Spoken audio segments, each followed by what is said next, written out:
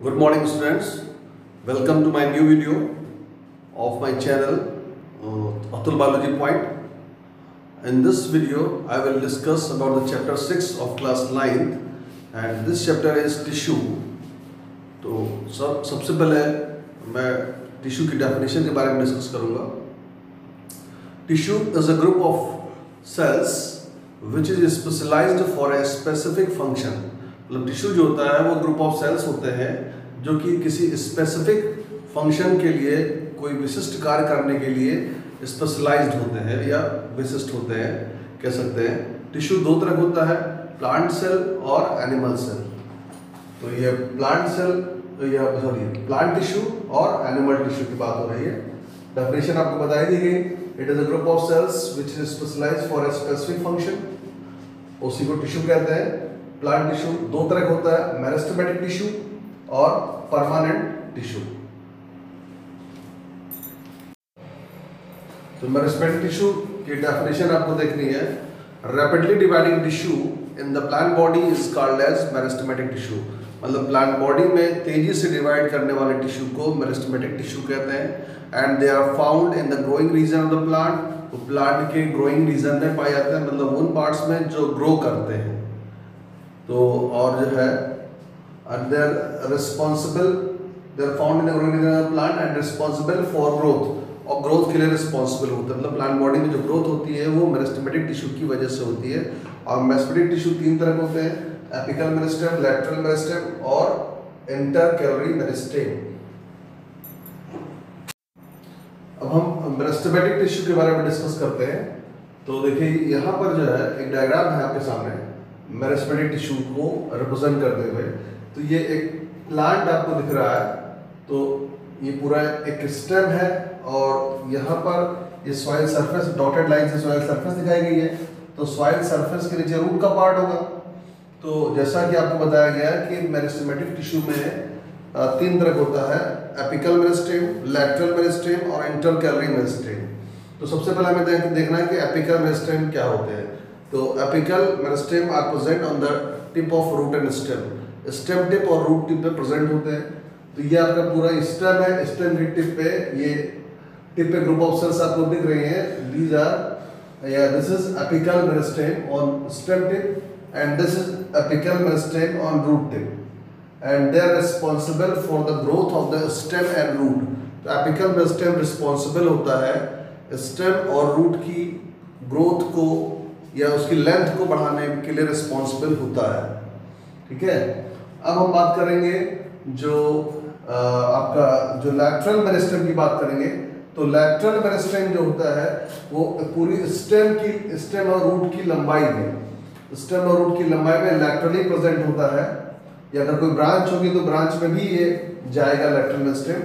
तो ये lateral meristem है. ये आप देख रहे हो साइड में आपको यहाँ पे लेवल है ये और ये लेवलिंग जो दिख रही है आपको, ये जो स्ट्रिप आपको सीधे दिख रही है साइड में स्टेम और रूट की जो विड्थ होती है उसकी साइड में वर्टिकल पूरी लंबाई में एक स्ट्रिप पड़ी होती है टिश्यू की. उस टिश्यू के स्ट्रिप को हम लैटरल मेरिस्टेम कहते हैं.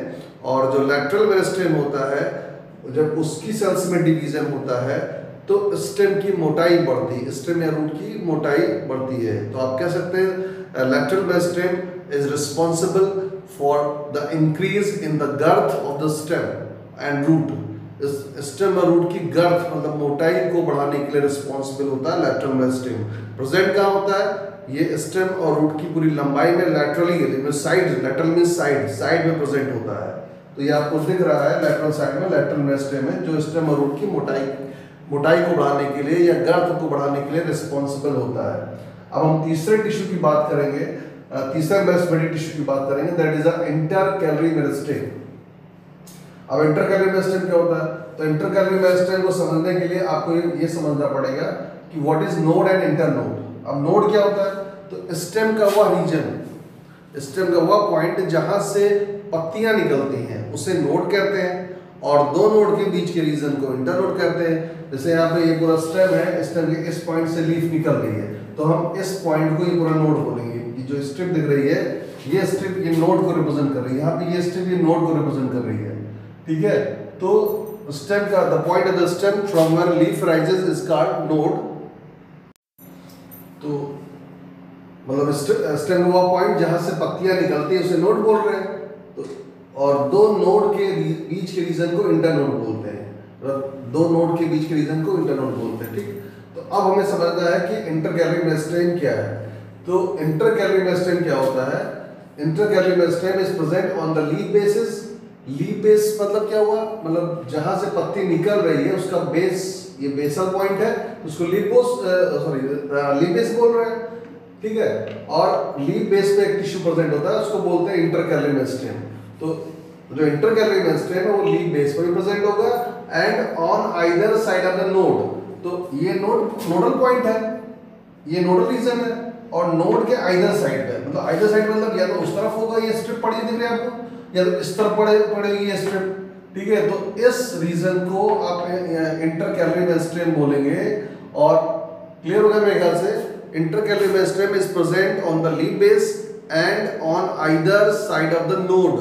नोड की इधर साइड पे, मतलब या तो ये नोड है, उस तरफ हो सकती है स्ट्रिप, या तो इस तरफ हो सकती है। तो इसको आप बोल सकते हो इंटरकैलरी मेरिस्टेम, मतलब आप इंटरकैलरी मेरिस्टेम इस स्ट्रिप को भी लेवल कर सकते हैं। ठीक है, तो इंटरकैलरी मेरिस्टेम का फंक्शन क्या होता है? Intercalary meristem is responsible for the growth of lateral branches. मतलब इंटरकैलरी मेरिस्टेम जो कि प्लांट बॉडी में साइड ब्रांचेस को की ग्रोथ के लिए रिस्पांसिबल होती है।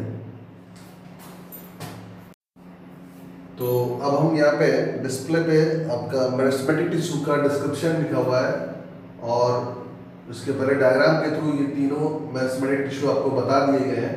फिलहाल जो बताया गया उसके बाद एक बार फिर से इस डिस्प्ले पे रिवाइज कर लेंगे, और जिससे कि आप इसको नोट डाउन भी कर सकते हैं। Apical meristem, it is present on the root tip and stem tip and responsible for increase in the length of stem and root। मतलब कि ये रूट टिप और स्टेम टिप पे होता है, और स्टेम और रूट की लंबाई बढ़ाने के लिए रिस्पॉन्सिबल होता है। दूसरा है lateral meristem, it is present in entire length of stem and root laterally. Stem और रूट की पूरी लंबाई में लैटरल मतलब साइड में प्रेजेंट होता है। फंक्शन क्या होता है? It is responsible for increase in the girth of stem and root. अब बात करेंगे इंटरकैलरी मेरिस्टेम की। It is present on the leaf base and on either side of node, that is internode. मतलब ये leaf के base में होता है, और या फिर नोड के ईदर साइड में, मतलब नोड के उस तरफ या इस तरफ। तो नोड के दोनों तरफ इंटरनोड होता है, तो इसका मतलब इंटरनोड पर ही प्रेजेंट होता है। इंटरकैलरी मेरिस्टेम या फिर लीफ बेस पर होता है। फंक्शन क्या होता है? It is responsible for increase in the length of lateral branches and leaves. मतलब ये लैटरल ब्रांच मतलब साइड ब्रांचेस और लीफ की लंबाई बढ़ाने के लिए रिस्पांसिबल होता है।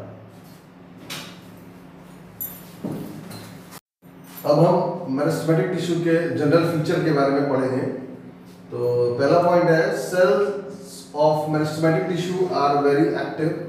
मतलब ये जैसे आपको पता है, इसकी डेफिनेशन ये है कि rapidly dividing tissue in the plant body is called as meristematic tissue. मतलब तेजी से डिवाइड करने वाले टिश्यूज को मेरिस्टेमेटिक टिश्यू कहते हैं। तो इसका पहला फीचर यही है कि सेल बहुत एक्टिव होती है मेरिस्टेमेटिक टिश्यू की। दूसरा, दे हैव डेंस साइटोप्लाज्म। मतलब साइटोप्लाज्म बहुत डेंस होता है, गाढ़ा होता है।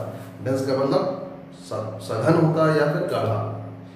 फिर है cell wall is thin, cell wall पतली होती है, and made up of cellulose, cellulose की बनी होती है। सेलुलोज जो है एक स्ट्रक्चरल कार्बोहाइड्रेट है, और जो है ये 1000 ऑफ ग्लूकोज मॉलिक्यूल्स से बनता है। बहुत सारे ग्लूकोज मॉलिक्यूल एक सीरीज में जुड़ते हैं, उससे सेलुलोज बनता है। सेलुलोज एक स्ट्रक्चरल कार्बोहाइड्रेट है।